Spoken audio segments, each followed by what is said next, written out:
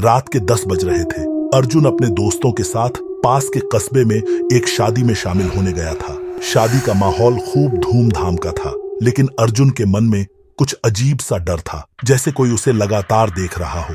उसने अपने दोस्तों को बताया, लेकिन सभी ने इसे उसकी थकान का असर मान लिया। शादी खत्म होने के बाद जब सभी लौट रहे थे, तब एक पुरानी टूटी फूटी सड़क पर उनकी गाड़ी अचानक खराब हो गई। वे सब परेशान हो गए। चारों ओर घना अंधेरा था और दूर दूर तक कोई दिखाई नहीं दे रहा था। अर्जुन ने अपना फोन निकाला, लेकिन नेटवर्क गायब था। तभी उसकी नजर सड़क किनारे एक पुराने फोन बूथ पर पड़ी।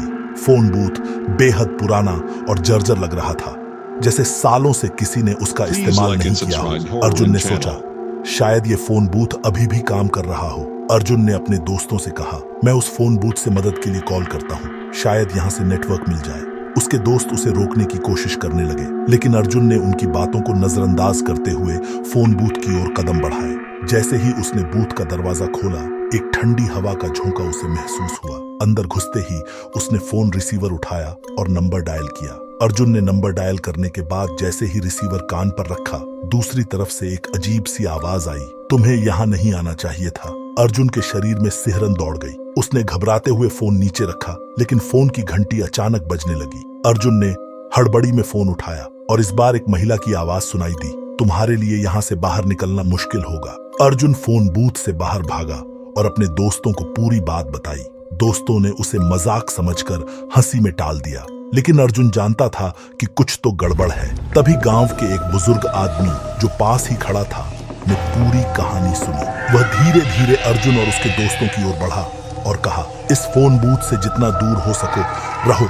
सालों पहले यहाँ एक भयानक घटना घटी थी। बुजुर्ग ने बताया कि करीब 20 साल पहले इस इलाके में एक युवती का अपहरण हुआ था। वह युवती इसी फोन बूथ से मदद के लिए फोन करने की कोशिश कर रही थी, लेकिन किसी ने उसकी आवाज नहीं सुनी। कुछ दिनों बाद उसकी लाश इसी फोन बूथ के पास मिली थी। तब से यह फोन बूथ शापित माना जाता है।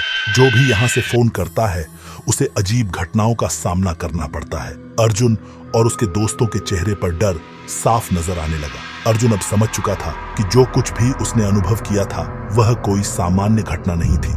उसने अपने दोस्तों को कहा कि हमें यहाँ से जल्दी निकलना चाहिए, लेकिन गाड़ी अभी भी खराब थी। तभी फोन बूथ की घंटी फिर से बजने लगी। इस बार अर्जुन ने फोन न उठाने का फैसला किया, लेकिन फोन की आवाज और तेज होती गई, मानो कोई उसे मजबूर कर रहा हो। अर्जुन के दोस्त रोहित ने मजाक में कहा, चलो मैं फोन उठाता हूँ, देखते हैं क्या होता है। जैसे ही रोहित ने फोन उठाया, उसकी आंखें चौड़ी हो गईं और वह कांपने लगा।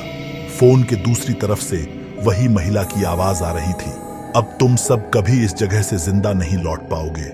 रोहित ने फोन नीचे फेंक दिया और घबराते हुए अर्जुन से कहा, हमें यहाँ से भागना होगा, कुछ गलत होने वाला है। गाड़ी ठीक न होने की वजह से अब पैदल ही चलने का फैसला किया। सभी दोस्तों ने फोन बूथ से दूर जाने का प्रयास किया, लेकिन जैसे ही वे कुछ दूर चले, उन्हें लगा कि वे बार बार उसी जगह वापस आ रहे हैं।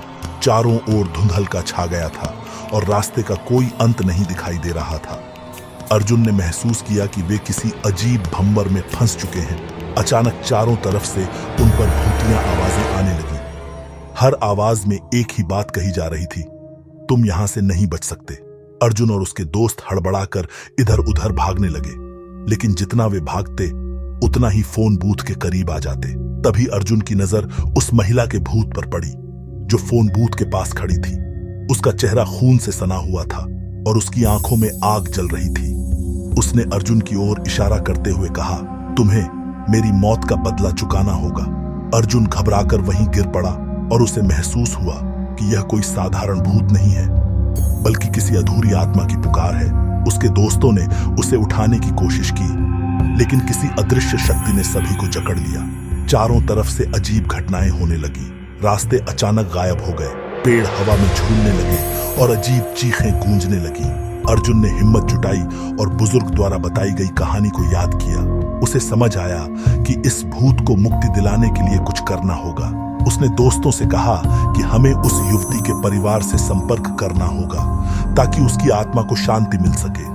लेकिन समस्या यह थी कि वे उस स्थान से बाहर निकल ही नहीं पा रहे थे। अर्जुन ने फोन बूथ के पास जाकर प्रार्थना की और उस आत्मा से माफी मांगी। तभी हवा में अचानक शांति छा गई। लेकिन यह शांति सिर्फ एक पल की थी। अचानक भूतिया महिला फिर से प्रकट हुई और अर्जुन के सामने खड़ी हो गई। उसने एक आखिरी बार कहा, अब तुम्हारा अंत निकट है। अर्जुन और उसके दोस्तों के पास अब ज्यादा समय नहीं था। उन्हें लगने लगा था कि यह रात उनकी आखिरी रात होगी। अर्जुन ने आखिरी बार फोन उठाया और अपने घर पर कॉल किया। आश्चर्यजनक रूप से इस बार फोन काम कर गया, लेकिन दूसरी तरफ से कोई आवाज नहीं आई। अर्जुन ने घबराकर फोन नीचे रखा और अचानक सब कुछ शांत हो गया। फोन बूथ अब बंद हो चुका था और वह महिला कहीं गायब हो गई थी। अर्जुन और उसके दोस्त किसी चमत्कार की तरह इस भयानक जगह से बाहर निकलने में सफल हुए। जब वे गांव लौटे तो उन्होंने यह कहानी किसी से न बताने का फैसला किया, क्योंकि जो उन्होंने अनुभव किया था वह यकीन से परे था। लेकिन अर्जुन जानता था कि उस भूतिया फोन बूथ की कहानी अभी खत्म नहीं हुई है।